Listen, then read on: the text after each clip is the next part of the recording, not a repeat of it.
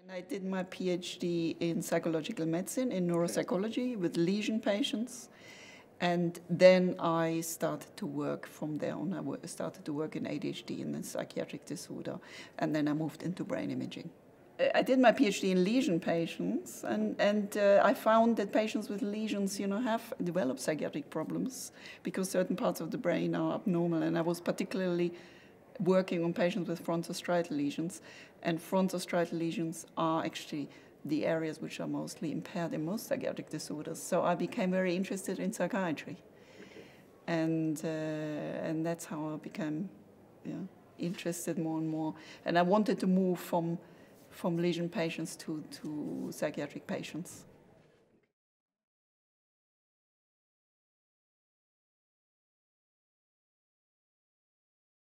The disorder I study most is called ADHD, and that stands for Attention Deficit Hyperactivity Disorder. And these are children who have problems with inattention, hyperactivity, and impulsiveness. And these are behavioral features which normally grow out with normal development.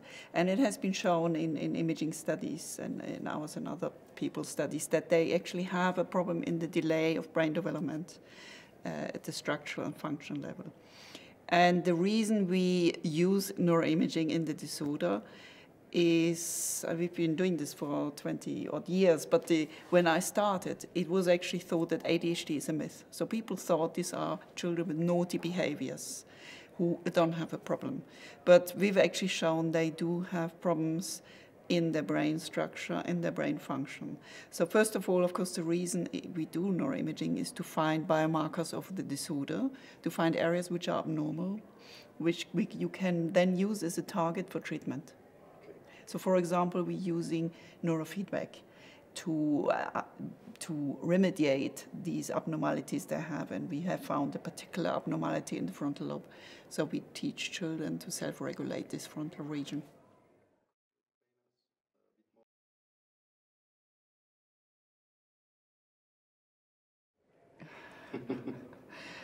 I think the field of neuroscience is becoming more and more difficult to actually survive because it's more and more competitive. And it's a difficult world to enter for women, I think.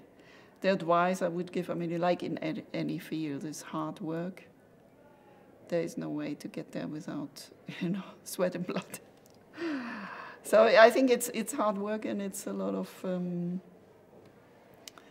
in general, I think not just for women, but for any scientist, I think what you learn is to elevate the frustration threshold, because there are frustrations. You will get papers rejected, you will get grant rejected, and you have to just persist. And I think the key is always motivation. You have to be really interested and passionate about what you do and like what you do.